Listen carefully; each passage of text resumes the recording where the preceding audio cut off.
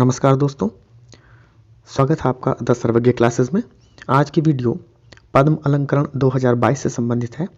यह वीडियो परीक्षा के दृष्टिकोण से बेहद महत्वपूर्ण वीडियो होने वाली है, क्योंकि यहाँ से पुरस्कारों के अंतर्गत एक प्रश्न लगभग 100% सुनिश्चित मानकर चलिए।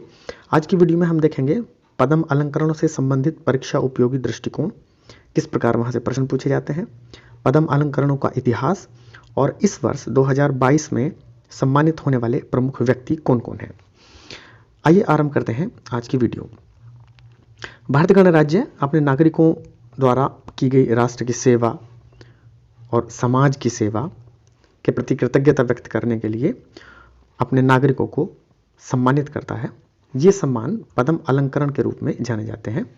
इन पद्म अलंकरणों को स्थापित करने का कार्य 2 जनवरी 1954 को किया गया। 2 जनवरी 1954 को पद्म अलंकरणों को स्थापित किया गया, याद रखने वाली बात है। भारतीय गणराज्य का सर्वोच्च नागरिक सम्मान भारत रत्न होता है। इस प्रकार भारतीय गणराज्य का वह व्यक्ति जो सर्वोच्च नागरिक सम्मान पाता है वह भारत रत्न नाम से जो सम्मान है उसको पाता है। किंतु हम जानते हैं कि भारत रत्न का अपना एक परीक्षा में आए हुए प्रश्नों का इतिहास है, इसलिए वहाँ पर अलग से एक वीडियो आपके सामने प्रस्तुत करूँगा जो बहुत उपयोगी होगी। आज हम क्योंकि 2022 में भारत रत्न की घोषणा नहीं की गई है, इसलिए यहाँ केवल हम पद्म पुरस्कारों के बारे में बात करेंगे। भारत रत्न के लिए आपके लिए एक अलग से वीडियो लेकर आऊँगा जो बहुत ही उपयोगी होगी। भारत रत्न के बाद जो नागरिक सम्मान है उसकी 3 श्रेणियाँ हैं। पहली श्रेणी पद्म विभूषण, दूसरी पद्म भूषण और तीसरी पद्मश्री। इस प्रकार कुल मिलाकर ये 4 श्रेणी हुई। Number 1 Bharat Ratna, number 2 Padma Vibhushan, number 3 Padma Bhushan और नंबर 4 पद्मश्री।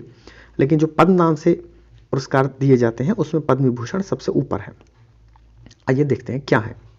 तो प्रतिवर्ष गणतंत्र दिवस के अवसर पर नागरिक सम्मानों की घोषणा की जाती है। भारत के प्रधानमंत्री के द्वारा एक पद्म पुरस्कार समिति गठित की जाती है, पद्म पुरस्कार समिति बनाई जाती है। यह समिति एक सूची उपलब्ध कराती है प्रधानमंत्री जी को। प्रधानमंत्री जी की संस्तुति के बाद महामहिम राष्ट्रपति जी से सहमति के लिए इस सूची को उनकी सहमति के लिए भेज दिया जाता है। इस प्रकार ये एक लंबी प्रक्रिया होती है जिसमें बहुत से NGOs, पत्रकार लोग और बहुत सी सोशल सर्विसेज करने वाले लोग भी नाम को रिकमेंड करते हैं पद्म पुरस्कार समिति के सम्मुख। अनुमोदन के बाद इन पुरस्कारों की घोषणा 26 जनवरी को की जाती है या फिर इसकी पूर्व संध्या पर कर दी जाती है। इन पुरस्कारों की कुल संख्या एक वर्ष में 120 से अधिक नहीं होनी चाहिए, एक सामान्यतः यह नियम है। किंतु इन 120 लोगों में मरणोपरांत NRI non resident Indian, POI person of Indian origin या OCI जो ओवरसीज सिटीजनशिप ऑफ इंडिया है उसको उसमें जो लोग शामिल हैं उनको काउंट नहीं किया जाता है। इसका मतलब शुद्ध रूप से भारतीय लोग ही, जीवित भारतीयों को ही इसमें गिना जाता है और उनकी संख्या 120 से अधिक नहीं होनी चाहिए। हालांकि पुरस्कार मरणोपरांत भी दिया जाता है, NRI, POI और OCI को भी दिया जाता है। अभी हम लिस्ट में इस बात को देखेंगे। यदि किसी व्यक्ति को निम्न श्रेणी का कोई पुरस्कार प्राप्त हुआ है तब उच्च श्रेणी का पुरस्कार कम से कम 5 वर्ष के बाद ही दिया जाएगा। ऐसा मान लीजिए कि पद्मश्री यदि किसी को मिला है तो पद्मश्री प्राप्त होने के 5 वर्ष के बाद ही उसको पद्म भूषण या पद्म विभूषण दिया जा सकता है। इस प्रकार ये 5 वर्ष की एक समय अवधि है जिसका ध्यान रखना होता है। लेकिन ऐसा बहुत कोई हार्ड फास्ट कंडीशन नहीं है। कुछ विशेष मामलों में जो अत्यधिक पात्र लोग हैं उनके लिए विशेष छूट इसमें कर दी जाती है और उनको जल्दी ही ये पुरस्कार प्राप्त हो जाते हैं। पद्म विभूषण, पद्म विभूषण विशिष्ट एवं विलक्षण सेवा के लिए दिया जाता है। यहाँ पर विशिष्ट और विलक्षण ध्यान रखने वाली बात है। जो पद्म विभूषण पुरस्कार है वो विशिष्ट और विलक्षण सेवा के लिए दिया जाता है, जबकि जो पद्म भूषण है, पद्म भूषण वो उच्च कोटि की विलक्षण सेवा के लिए दिया जाता है। और इसके बाद आता है नंबर 4 पर जो पद्मश्री है। तो पद्मश्री पुरस्कार उन लोगों के लिए दिया जाता है जिन्होंने विलक्षण सेवा की है, देश की, समाज की या अपनी संस्कृति को आगे बढ़ाने के लिए विलक्षण सेवाएं दी हैं, उनको पद्मश्री से सम्मानित किया जाता है। तो तीनों को प्राप्त करने के विशिष्ट और विलक्षण के लिए पद्म विभूषण, उच्च कोटि की विलक्षणता के लिए पद्म भूषण और विलक्षण सेवा के लिए पद्मश्री पुरस्कार दिए जाते हैं। सम्मानित व्यक्ति को किसी भी प्रकार की राशि का वितरण नहीं किया जाता है। उनको किसी भी प्रकार का स्टाइपेंड या कहें कि उनको भत्ते या वेतन या कोई इस तरह की राशि उनको नहीं दी जाती है। पुरस्कार में पुरस्कार के रूप में उनको राष्ट्रपति जी के द्वारा हस्ताक्षरित एक प्रमाण पत्र होता है और इसी के साथ साथ एक पदक दिया जाता है, स्वर्ण पदक दिया जाता है। इस पदक का मुद्रण कोलकाता में स्थित मुद्रण भारत प्रतिभूति मुद्रण एवं मुद्रण निर्माण निगम लिमिटेड के द्वारा किया जाता है, जो कोलकाता में स्थित एक भारत सरकार की टकसाल है, वहाँ पर इनका निर्माण होता है। पद्म विभूषण पदक कांसे का एक गोलाकार पदक होता है। ये सभी कांसे के बने हुए होते हैं, लेकिन बस इनके मध्य में जो एक कमल बना हुआ होता है उसकी धातु में अंतर होता है। तो पद्म विभूषण पदक कांसे का गोलाकार पदक होता है जिसके मध्य में सफ़ेद सोने का कमल होता है, ये पुष्प उकेरा गया होता है। जबकि पद्म भूषण में यह पुष्प सोने का होता है और पद्मश्री में यह पुष्प स्टेनलेस स्टील का होता है। इस प्रकार पद्म विभूषण में जो कांसे का गोलाकार पदक है उसके बीच में सफ़ेद सोने का कमल, और पद्म भूषण में सोने का और पद्मश्री में स्टेनलेस स्टील का एक कमल बना हुआ होता है। 25 जनवरी 2022 को केंद्र सरकार के द्वारा जो अभी हाल ही में घोषणा की गई है उसमें कुल 128 पद्म पुरस्कारों की घोषणा की गई है। यहाँ पर कुछ युगल पुरस्कार भी हैं, मतलब एक ही पुरस्कार 2 व्यक्तियों में बांटा गया है। इसमें से 4 पद्म विभूषण हैं, 4 पद्म विभूषण हैं, जबकि 17 पद्म भूषण हैं और 107 पद्मश्री हैं। अब यहाँ से हम देखते हैं कि परीक्षा में प्रश्न कैसे आते हैं।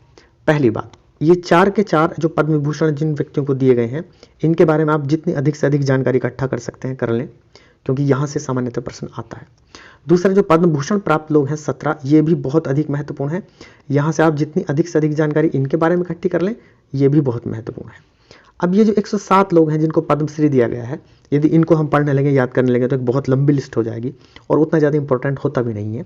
पद्मश्री में सामान्यतः हमें ध्यान रखना चाहिए कि जो खेल से आए हुए लोग हैं या ऐसे लोग जो हाल ही में बहुत अधिक चर्चा में रहे हैं और उनको पद्मश्री पुरस्कार प्राप्त हुआ है, तो उनको हमें पढ़ लेना चाहिए। अभी कुछ पद्मश्री पुरस्कार विजेता 2022 के जो हैं उनके बारे में मैं बताऊंगा, तो आपको आइडिया हो जाएगा कि वहाँ से प्रश्न कैसे आते हैं। इन पुरस्कार विजेताओं में 34 महिलाएं हैं 2022 में, 10 विदेशी हैं जिनको NRI या OCI कहा जा सकता है, विदेशी लोग हैं, और 13 ऐसे लोग हैं जिनको मरणोपरांत ये पुरस्कार प्राप्त हुआ है, मरणोपरांत उनको ये सम्मान दिया गया है। तो 34 महिलाएं, 10 विदेशी और 13 मरणोपरांत प्राप्त करने वाले लोग हैं, ये याद रखने वाली बात है। नेक्स्ट देखते हैं पद्म विभूषण से जो सम्मानित हुए हैं 4 लोग, वो कौन कौन है देख लेते हैं। Number 1 Prabha Atre, number 2 Radheshyam Khemka, number 3 general Bipin Rawat और नंबर 4 कल्याण सिंह। तो ये चारों तो आपको बिल्कुल नाम याद हो ही जाने चाहिए। प्रभा अत्रे जी के बारे में थोड़ा सा बता दूं। प्रभा अत्रे जी कला के क्षेत्र से हैं, उनको वो महाराष्ट्र से आती हैं और किराना घराने की प्रसिद्ध शास्त्रीय संगीत की गायिका हैं, किराना घराने की गायिका हैं वो। उनके नाम, वो केवल शास्त्रीय संगीत में गाती ही नहीं है बल्कि उनकी शास्त्रीय संगीत के ऊपर बहुत सी पुस्तकें भी विमोचित होती रहती हैं। उनके नाम एक विश्व रिकॉर्ड भी है।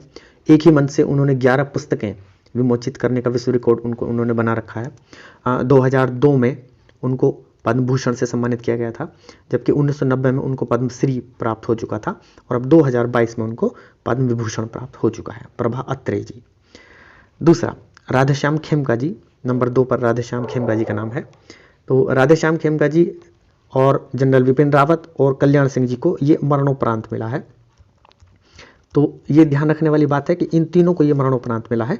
प्रभा अत्रे जी अभी जीवित हैं और वो सेवा कर रही हैं समाज की संगीत के द्वारा, लेकिन राधेश्याम खेमका जी, विपिन रावत जी और कल्याण सिंह जी, इन तीनों को मरणोपरांत मिला है। ये भी एक महत्वपूर्ण पॉइंट है जिसको हमें याद रखना है। तो राधेश्याम खेमका जी के बारे में हम बात कर रहे थे। राधेश्याम खेमका जी को जो ये पुरस्कार मिला है वो उनकी अतुलनीय सेवा के लिए मिला है। गीता प्रेस गोरखपुर, तो वो अध्यक्ष रहे लंबे समय तक। गीता प्रेस गोरखपुर से एक पत्रिका संपादित होती है जिसका नाम है कल्याण पत्रिका, और इस कल्याण पत्रिका के वो 38 साल तक संपादक रहे हैं और इन 38 वर्षों में उन्होंने अवैतनिक सेवा की है, अर्थात उसके लिए उन्होंने कोई वेतन प्राप्त नहीं किया है। तो साहित्य के क्षेत्र में उनके योगदान के लिए, पत्रकारिता के क्षेत्र में उनके योगदान के लिए उन्हें यह पुरस्कार प्राप्त हुआ है। राधेश्याम खेमका जी उत्तर प्रदेश के निवासी हैं। नंबर 3 जनरल विपिन रावत जी, उन्हें कौन नहीं जानता है। हाल ही में एक दुखद दुर्घटना हुई और उसमें उनको वीरगति प्राप्त हुई। जनरल विपिन रावत जी लोक सेवा के लिए उत्तराखंड के निवासी हैं, उनको ये पुरस्कार प्राप्त हुआ। विपिन रावत जी भारत के पहले रक्षा प्रमुख कह सकते हैं हम। इसके अतिरिक्त भारत के पहले CDS chief of defence staff रहे हैं वो। Chief of defence staff Bharat के पहले रहे हैं। 8 दिसंबर को एक हेलीकॉप्टर दुर्घटना हुई। हेलीकॉप्टर MI-17 था जिसकी दुर्घटना हुई। नीलगिरी जिले में तमिलनाडु के दुर्घटनाग्रस्त हुए और वहाँ पर उनको वीर गति प्राप्त हुई, जनरल विपिन रावत जी। इसके बाद नाम आता है कल्याण सिंह जी का। कल्याण सिंह जी को भी मरणोपरांत ये पुरस्कार प्राप्त हुआ है। कल्याण सिंह जी राजस्थान और हिमाचल के राज्यपाल रहे, लेकिन उनको जो विशेष रूप से जाना जाता है वो उत्तर प्रदेश के मुख्यमंत्री के रूप में उनको जाना जाता है। 1991 और 1997 में वो उत्तर प्रदेश के मुख्यमंत्री बने। तो 2 बार वो उत्तर प्रदेश के मुख्यमंत्री रहे। इन चारों के ही नाम याद रखने हैं और अधिक डिटेल इनके बारे में पालेंगे तो बेहतर होगा। पद्म भूषण से सम्मानित प्रमुख व्यक्तियों के बारे में देखते हैं। 17 लोगों को पद्म भूषण से सम्मानित किया गया है, जैसे कि अभी हमने ऊपर पढ़ा है। इनमें कुछ जो बहुत महत्वपूर्ण है उनका मैं जिक्र कर देता हूँ। गुलाम नबी आज़ाद जी। गुलाम नबी आज़ाद जी वर्तमान में विपक्ष के नेता हैं, जम्मू कश्मीर को बिलोंग करते हैं। 15वीं लोकसभा में वो स्वास्थ्य एवं परिवार कल्याण मंत्री रह चुके हैं केंद्र में। इसके लिए बुद्धदेव भट्टाचार्य जी वेस्ट बंगाल को बिलोंग करते हैं, वो वेस्ट बंगाल के मुख्यमंत्री रह चुके हैं। हालांकि उन्होंने सम्मान पाने को अस्वीकार कर दिया है। उसका कारण ये है कि बुद्धदेव भट्टाचार्य जी कम्युनिस्ट पार्टी ऑफ इंडिया जो मार्क्सिस्ट है उसके पॉलिट ब्यूरो के सदस्य रहे हैं, CPIM के पॉलिट ब्यूरो के सदस्य रहे हैं।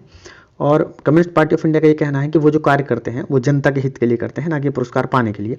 इसलिए बुद्धदेव भट्टाचार्य जी ने इस पुरस्कार को लेने से मना कर दिया है। मधुर जाफरी जी एक्ट्रेस हैं। फिलहाल वो मधुर जाफरी जी इंडिया में नहीं रहती हैं, इंग्लैंड में रहती हैं। और मुख्य रूप से उनकी जो पहचान है वो खाद्य लेखिका के रूप में है। उनकी जो पाकशास्त्र है उसके ऊपर बहुत सी पुस्तकें प्रकाशित होती रही थी और वो प्रसिद्ध पाकशास्त्री हैं। देवेंद्र झांझरिया। देवेंद्र झांझरिया को हम जानते ही हैं, वो पैरा ओलंपिक में स्वर्ण पदक जीतने वाले जेवलिन में 2004 में, उसके बाद 2016 में। देवेंद्र झांझरिया पैरा एथलीट हैं, जेवलिन थ्रो करते हैं। 2004 पैरा ओलंपिक में, 2016 रियो पैरा ओलंपिक में उन्होंने स्वर्ण पदक प्राप्त किया था। इसके लिए सत्यनारायण नडेला, इस समय USA की उनके पास नागरिकता है और वो माइक्रोसॉफ्ट के CEO हैं। माइक्रोसॉफ्ट के CEO हैं सत्यनारायण नडेला। सुंदर राजन पिचाई। सुंदर राजन पिचाई को भी हम जानते हैं, इस समय उनके पास USA की नागरिकता है और वो गूगल के CEO हैं, सुंदर राजन पिचाई। साइरस पूनावाला। साइरस पूनावाला को कहा जाता है कि वो दुनिया के वैक्सीन किंग हैं। आप ऐसा मान लीजिए कि दुनिया के हर दूसरे बच्चे को लगने वाली वैक्सीन उनकी कंपनी की वैक्सीन होती है। उनकी कंपनी का नाम है serum institute of India. Cyrus Poonawalla, serum institute of India, दुनिया के वैक्सीन किंग के नाम से वो जाने जाते हैं। उनकी वैक्सीन जो कोविड के दौरान उनकी कंपनी ने वैक्सीन बनाई वो कोविशील्ड के नाम से जानी गई। तो कोविशील्ड वैक्सीन अगर आपको लगी है तो आप ये मान लीजिए कि वो जो वैक्सीन थी वो सीरम इंस्टीट्यूट ऑफ इंडिया के द्वारा बनाई गई थी। उसके बाद राशिद खान जी हैं। राशिद खान जी उत्तर प्रदेश के रहने वाले हैं और वो शास्त्रीय संगीत के गायक हैं, भारतीय शास्त्रीय संगीत के कलाकार हैं। रामपुर साहसवन घराने से उनका संबंध है। यदि आप फिल्मों के शौकीन हैं और आपने जब वी मेट मूवी देखी है तो उस मूवी में आओगे जब तुम साजना वाला गाना वो राशिद खान जी का गाया हुआ है, वो सिंगर हैं। इसके अलावा राजीव महर्षि। राजीव महर्षि जी भारत के गृह सचिव रह चुके हैं, भारत के वित्त सचिव रह चुके हैं और 2017 में वो कंट्रोलर एंड ऑडिटर जनरल भी भारत के रहे हैं। तो उन्हें सिविल सेवा के लिए पुरस्कार मिला है। राजस्थान के रहने वाले हैं राजीव महर्षि जी। उसके बाद कृष्णा इला और सुचित्रा इला। कृष्णा इला और सुचित्रा इला हस्बैंड वाइफ हैं दोनों। और अभी कोविड-19 के दौरान एक और वैक्सीन जो आपने नाम सुना होगा जिसका नाम था कोवैक्सीन। कोवैक्सीन, तो इस कोवैक्सीन को जिस कंपनी ने बनाया था उस कंपनी के संस्थापक हैं कृष्णा इला तथा सुचित्रा इला और कंपनी का नाम है भारत बायोटेक। तो कोविड के दौरान वैक्सीन निर्माण के लिए जो कार्य किए गए हैं उसमें भारत बायोटेक तथा साइरस पूनावाला की कंपनी जिसका नाम सीरम इंस्टीट्यूट ऑफ इंडिया है, उनको दोनों को सम्मानित किया गया है और इसलिए इनको पद्म भूषण की श्रेणी में रखा गया है। गुरमीत बाबा पंजाब की लोक गायिका हैं, गुरमीत बाबा। ये कुछ महत्वपूर्ण लोग थे जिनके बारे में मैंने प्रकाश डाला। यदि आप पूरी लिस्ट देखना चाहते हैं पद्म भूषण से सम्मानित लोगों की तो आप हमारे टेलीग्राम चैनल पर आकर देख सकते हैं। आप देखते हैं पद्मश्री से सम्मानित प्रमुख व्यक्ति कौन है। जैसे कि आपको पता है कि पद्मश्री से सम्मान पाने वालों की एक लंबी लिस्ट है, अब वो सब याद नहीं किए जा सकते। तो यहाँ पर हम कोशिश करते हैं कि उन महत्वपूर्ण व्यक्तियों को देख लें जो हाल ही में पद्मश्री सम्मान पाने के साथ साथ अन्य भी किसी वजह से चर्चा में रहे, जैसे सुमित अंतिल। तो सुमित अंतिल को आप इस वजह से जान सकते हैं कि वो पैरालंपिक में जैवलिन थ्रो में गोल्ड मेडल जीता उन्होंने 2020 में। प्रमोद भगत बैडमिंटन खिलाड़ी हैं, पैरालंपिक में इन्होंने भी गोल्ड मेडल जीता। और वर्तमान में प्रमोद भगत अपनी कैटेगरी में वर्ल्ड के नंबर 1 बैडमिंटन प्लेयर हैं प्रमोद भगत। नीरज चोपड़ा ओलंपिक में भाला फेंक में गोल्ड मेडल जीतने वाले। वंदना कटारिया स्पोर्ट्स पर्सन है। अवनी लेखरा इन्होंने भी गोल्ड मेडल जीता है पैरालंपिक में, राइफल शूटर हैं। तो सोनू निगम महाराष्ट्र के हैं और सिंगर हैं, नेशनल अवार्ड विजेता हैं। शिवानंद जी एक धार्मिक गुरु हैं, योगाचार्य हैं। इस तरीके से ये वो लोग हैं, चंद्र प्रकाश द्विवेदी जी, तारा जोहरा, शिवनाथ मिश्रा जी, दिलीप साहनी जी, रामदयाल शर्मा जी, सेठपाल सिंह जी, ये वो लोग हैं जो किसी न किसी वजह से हाल ही में चर्चा में रहे हैं।